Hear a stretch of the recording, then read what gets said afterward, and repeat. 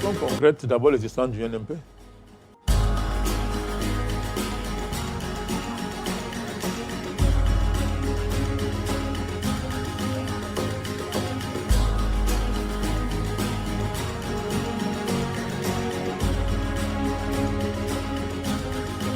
Les actions concrètes, c'est d'abord l'existence du NMP.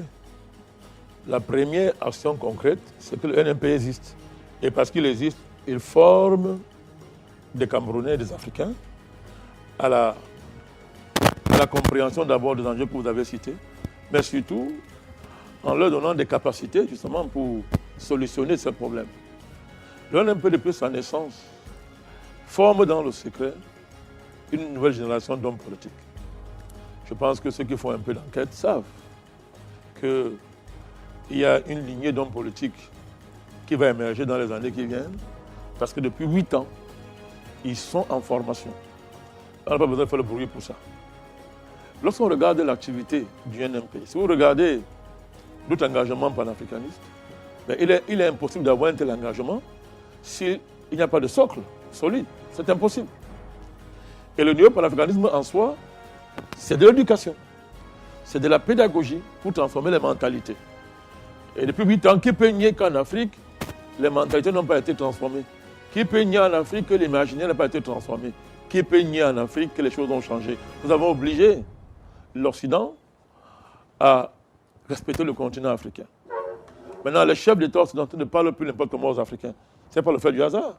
On a suivi le président français au retour de sa tournée au Burkina Faso. Lui-même dit à RFI, à haute voix, que la France a une très sale image en Afrique. Et que vraiment, ce n'est plus le jeu. C'est M. Macron qui l'a dit. Pourquoi est-ce qu'il le dit? Pourquoi est-ce qu'il le dit? Il le dit parce que les choses ont changé. Lorsque le président François Hollande est venu au Cameroun, je crois on était en 2014, mais c'est venu son bon, 2014, 2015 je crois, 2014 je crois, mais c'est venu son exact, le temps passe, hein, vous m'excuserez. M. François Hollande, pour la première fois un président français est venu au Cameroun, et a reconnu que son pays avait livré une guerre au peuple camerounais.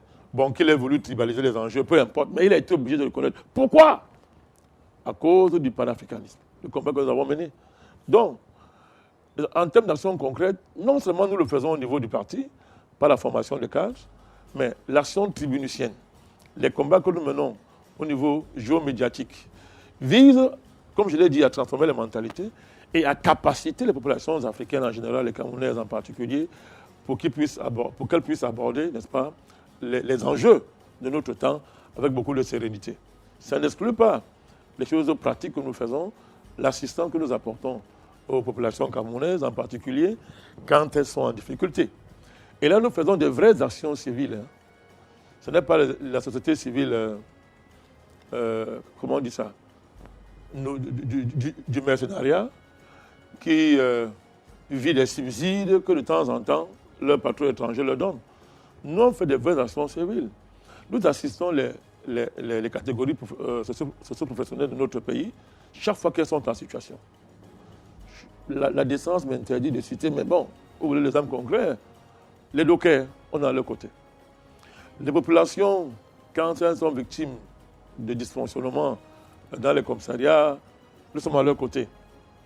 Les professeurs, quand ils sont à grève, les professeurs d'université, nous sommes à leur côté. Alors, vous observerez que de telles actions n'attirent pas la société civile autoproclamée. Jamais. Vous ne verrez pas ces ONG qui bavardent tout le temps s'intéresser à de pareilles choses. Les dockers ne les intéressent pas. Ce qui les intéresse, c'est les droits de l'homme, version occidentale. Ils attaquaient l'armée, recenser des actions isolées de gauche à droite et dire que non, c'est l'État du Cameroun qui existe pour violer les droits de l'homme. Donc, les droits sociaux, qui sont les vrais droits, c'est des gens qui n'intéressent ni ces ONG, ni ces partis politiques. Mais toute l'histoire du NFP, toute l'histoire du président Banassan, c'est une histoire de lutte, de combat aux côtés de ces gens. Nous avons été les pionniers de tous les combats qui ont changé le Cameroun depuis les années 89 jusqu'à aujourd'hui, tous les combats. Bon, et à ce moment, une fois de plus, nous étions seuls. Il n'y avait pas ces ONG, il n'y avait pas ces partis politiques qui sont devenus, par un tour de passe-passe, les champions du changement.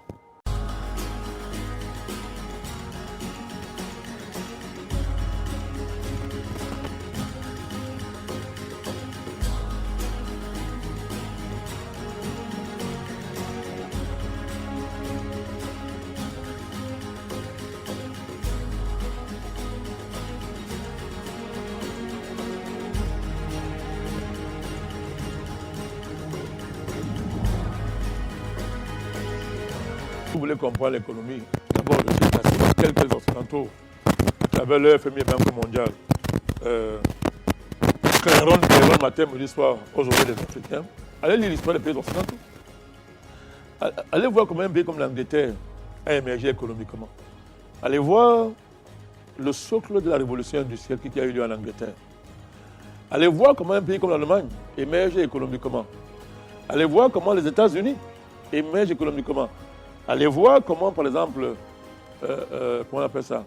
Bref, allez voir comment l'Occident émerge économiquement. Ces pays-là sont des seigneurs de la guerre coloniale. C'est-à-dire que tous ces pays-là ont eu le temps d'accumuler ce qu'on appelle en sciences, en économie politique, le capital primitif. Allez voir comment ces pays ont accumulé ce capital.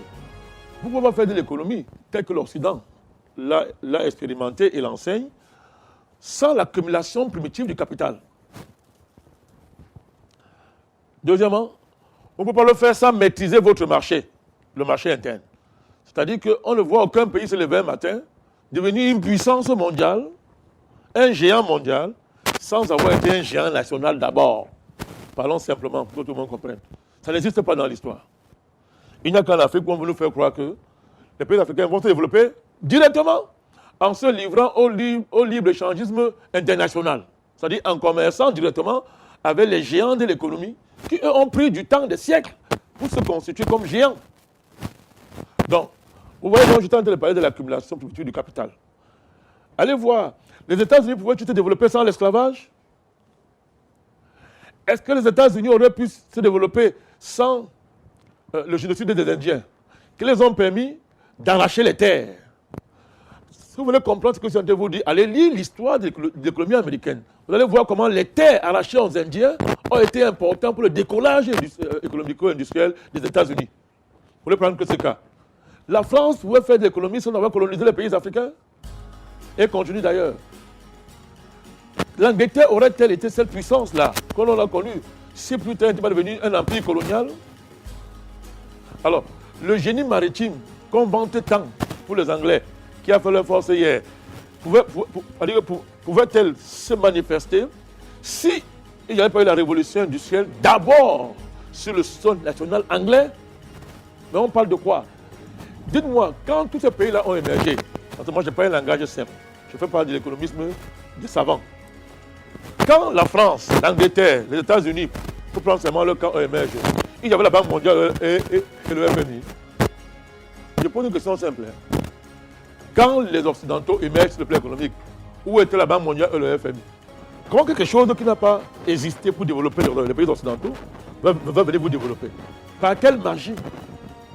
Voilà pourquoi le LNP, le président Balakani, pense que le FMI et la Banque mondiale ne vont développer aucun pays africain aussi longtemps qu'elles vont exister de cette forme-là. Donc on voit très bien que les fondamentaux du décollage industriel tel que je viens d'expliquer n'existent dans aucun pays africain. Justement, les puissances économiques mondiales nous interdisent de maîtriser ces fondamentaux qui a fait leur force hier, justement. Elles refusent que nous les maîtrisons comme elles ont fait hier. Pour la simple raison que si nous devenons des puissances industrielles comme elles, ben écoutez, les économies vont pratiquement disparaître. C'est aussi simple que ça. C'est aussi simple que ça. L'autre paramètre important, c'est la question monétaire. Pour revenir là-dessus, vous avez parlé du nouveau franc CFA qu'on appelle l'éco. Mais là encore, allez voir l'histoire des pays européens occidentaux. Quel pays européen s'est développé en utilisant la monnaie d'un autre pays? Moi, je veux qu'on me prouve ça. Parlons simplement. Quel pays européen s'est développé en utilisant la monnaie d'un autre pays? Je veux qu'on me le cite. La livre sterling a développé l'Angleterre. Le franc français a développé la France. Alors la monnaie, le mark a développé l'Allemagne. Alors ce qu'on appelle l'euro, ce n'est qu'une monnaie de consolidation qui arrive après que ces économies-là aient déjà maîtrisé les fondamentaux, soient suffisamment structurées pour, n'est-ce pas, affronter les enjeux globaux. L'euro est venu à ce moment-là, mais ce n'est pas l'euro qui a fait le développement de la France, de l'Angleterre, de l'Allemagne. Il faut qu'on soit sérieux. Ce n'est pas l'euro. L'Amérique serait quoi aujourd'hui sans le dollar? L'Amérique serait quoi?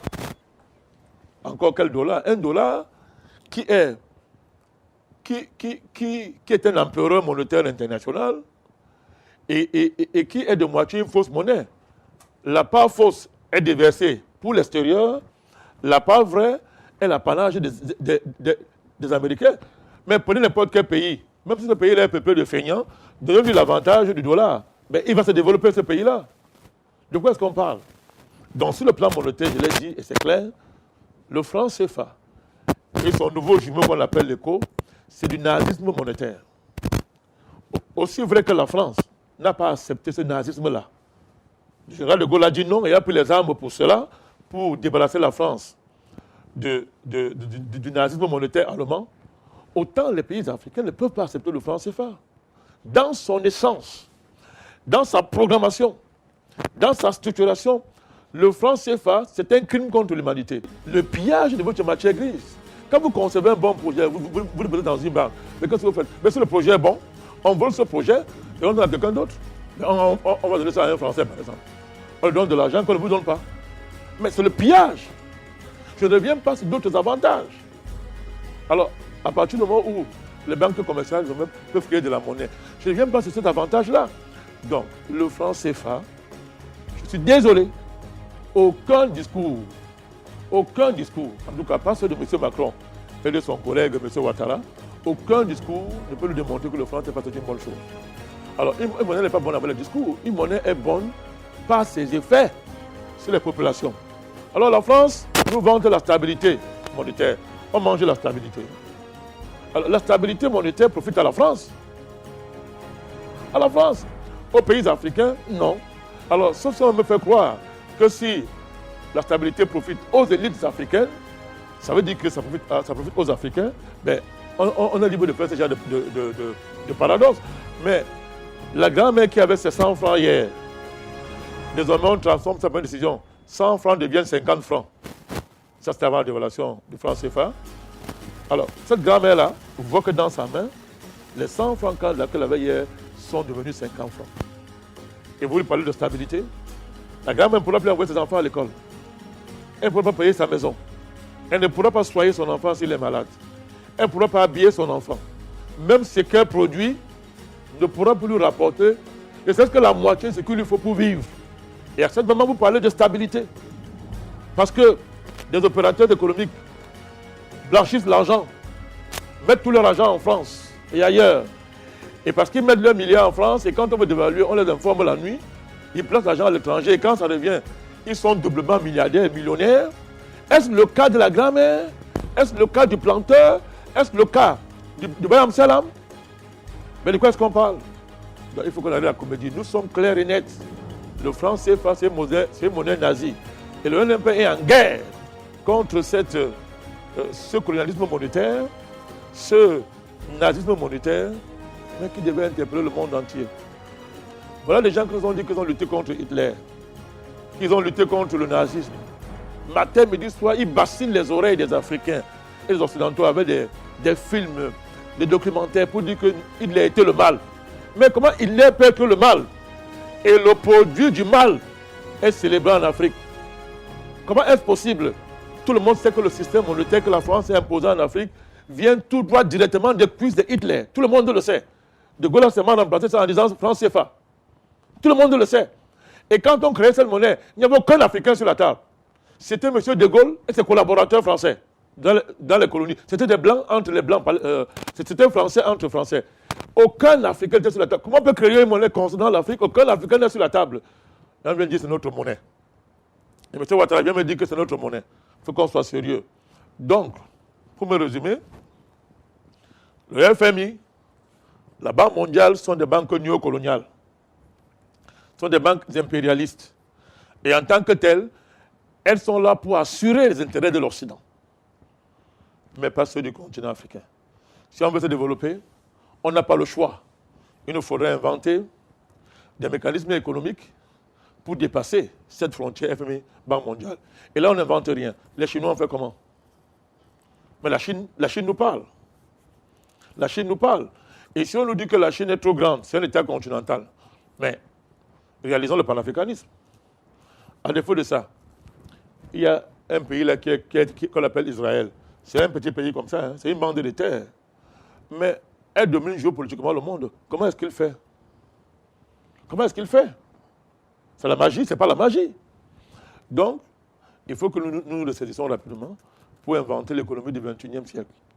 C'est-à-dire s'occuper des êtres humains, d'abord, avant de s'occuper des circuits financiers internationaux, des exportations internationales. Commençons d'abord à exporter intramuros, d'abord intramuros, constituer un marché domestique qui est vivant, qui fonctionne, s'assurer qu'on est autosuffisant sur le plan alimentaire, sur le plan vestimentaire, sur le plan sanitaire, sur le plan monétaire. Autrement dit, consolidons le marché national d'abord. C'est le b.a.-ba de l'économie. Consolider d'abord un marché national. Quand vous avez fini au niveau national, de façon mécanique, je dis bien, de manière automatique, le marché national va vous donner les capacités de vous internationaliser. Ceux qui inversent sont des sorciers. Nous ne sommes pas des sorciers.